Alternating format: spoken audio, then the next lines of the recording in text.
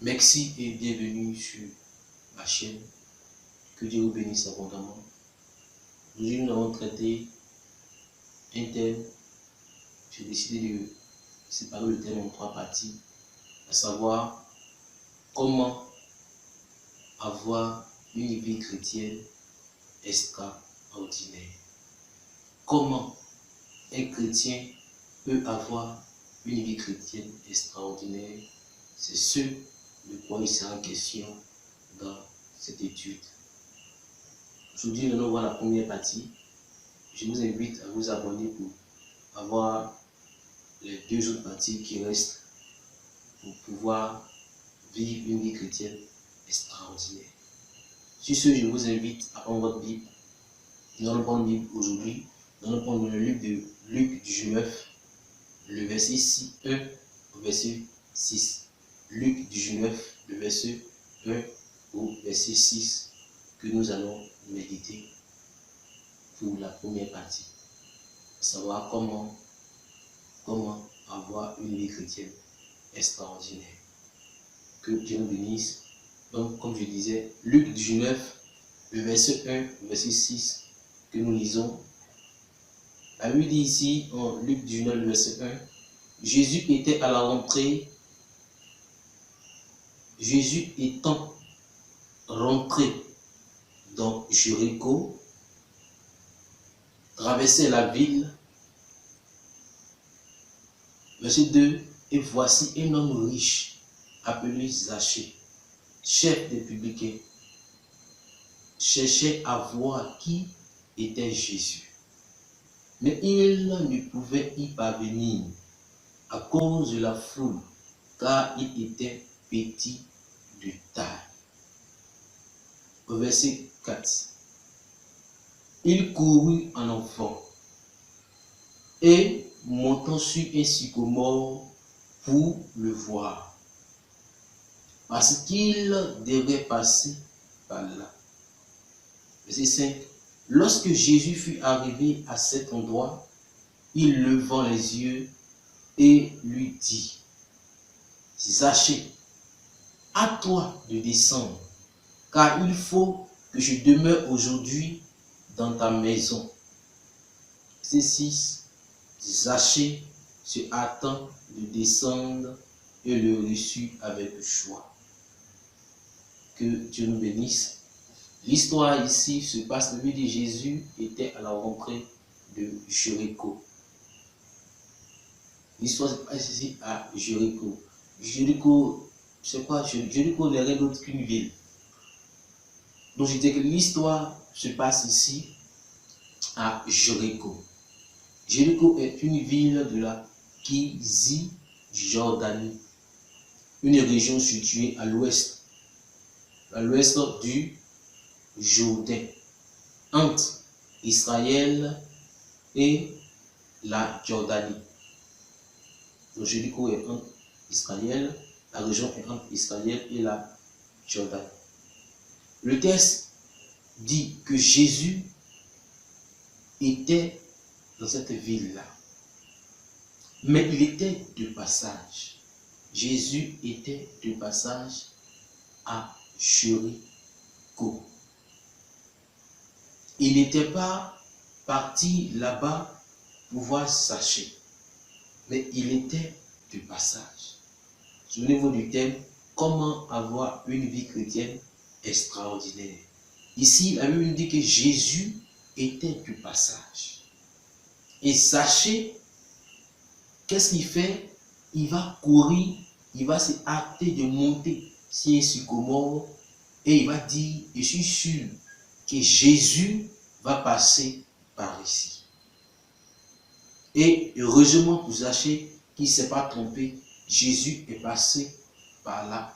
Et Jésus lui dit, à toi de descendre parce qu'il faut que je entre aujourd'hui chez toi. Alors Zachée, content, descend du sycomore et il va avec joie avec Jésus chez lui à la maison. Que Dieu nous bénisse. La chose qui m'est beaucoup important ici, c'est que plusieurs personnes dans la marche chrétienne dans la Bible même, la Bible dit que plusieurs viennent dire à Jésus, il y a mon enfant qui est malade, il y a ma fille qui est malade, il y a telle personne qui est morte. Seigneur, dis un mot et mon serviteur sera guéri. Seigneur, viens et impose les mains et elle sera délivrée. Seigneur, viens et fais cela. Seigneur, viens et fais cela. Mais Zachée n'a rien fait de tout ça. Il n'est même pas allé parler à Jésus. Il n'a rien dit à Jésus. Mais Jésus est tombé amoureux de Zachée. Je lui dis à Zachée, aujourd'hui même, il faut que j'habite chez toi. Mais qu'est-ce qu'il a fait? Quel a été son secret? Qu'est-ce que Zachée a fait qui a poussé Jésus à changer de programme? Parce que Jésus n'est pas sur Zachée. Non. Jésus était de passage. Mais qu'est-ce qui a poussé Jésus à dire à son fils, son serviteur, bon Dieu, son fils, ou sa créature Zachée, il faut qu'on prenne le verset, la Bible dit, que Jésus dit, on va relire le verset, le verset 5. Elle me dit, lorsque Jésus fut arrivé à cet endroit, il levant les yeux et lui dit, Zachée, à toi de descendre, car il faut que je demeure aujourd'hui, today, dans ta maison. Je suis sûr que ce jour-là, il y avait beaucoup de monde présent, craqué, voulant voir Jésus. Mais qui est Jésus? Où est Jésus? Qui est Jésus? Mais il va où ce Jésus-là? J'ai entendu parler de Jésus, mais je veux le voir. Il y a eu plusieurs personnes qui ont cherché à voir Jésus ce jour-là.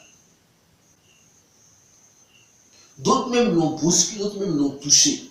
Mais Jésus n'est pas allé sur ces personnes. Jésus n'est pas allé sur ces personnes. Mais Jésus est parti se chercher. Est-ce que tu veux savoir pourquoi?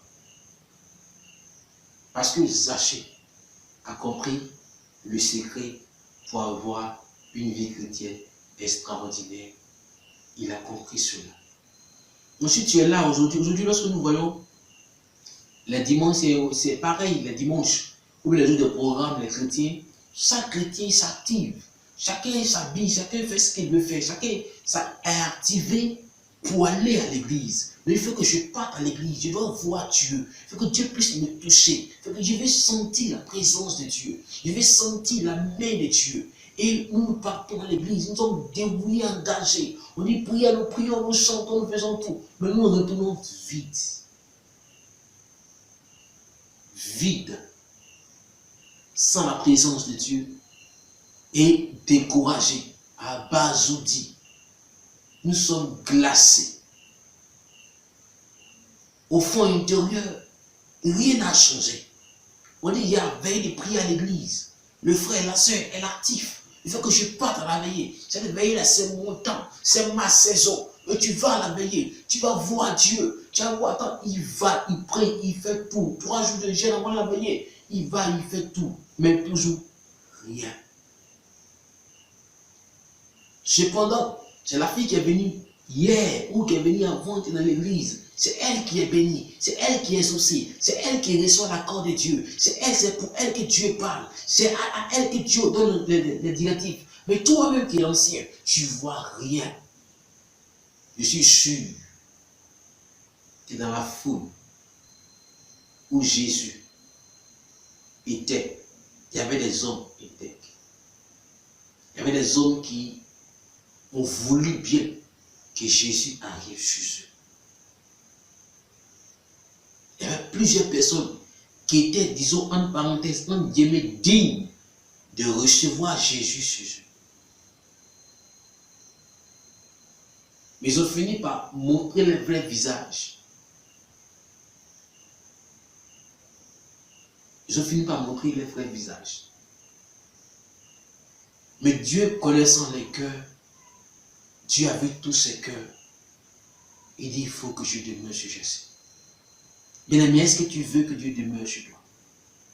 Est-ce que tu veux que le prince de paix demeure chez toi? Oh, quel privilège! Quel privilège de recevoir dans ta maison le roi des rois, le Seigneur des seigneurs, le premier de toutes les morts, le Fils unique de Dieu dans ta maison. Quel privilège Chassis a reçu. Franchement, c'est un grand privilège. Il a reçu Jésus dans sa maison, dans sa famille. Et cela a touché tous les compartiments de sa vie. Jésus, c'est Chassis. Franchement, c'est... Qu'est-ce que un chrétien ou un homme peut donner pour avoir Jésus chez lui à la maison? Moi, je donnerai ma vie pour être toujours avec Jésus. Prévenez, je suis en train de parler de Jésus. Bien-aimé. Bien-aimé. Je ne répète encore. Bien-aimé. Qu'est-ce qu'il a fait? Qu'est-ce qu'il a fait qui a poussé Jésus à rentrer chez lui? Qu'est-ce qu'il a fait? La Bible dit que Chassis était riche. Mais est-ce pour l'argent que Jésus est allé chez Chassis? Je te dirais non. Ce n'est pas pour l'argent que Jésus est allé chez Chassis. Aujourd'hui, la première chose, ou le premier secret que je vais partager avec toi, comment avoir une vie chrétienne extraordinaire, la première chose que je vais te donner dans cette vidéo est que Chassis était un homme. Prévoir était un homme résolu. Chassis était résolu. Pour avoir une vie chrétienne extraordinaire, il faut le vouloir, certes, mais il faut le vouloir de tout son cœur. Il faut être résolu. C'est le premier secret que je partage avec vous présentement.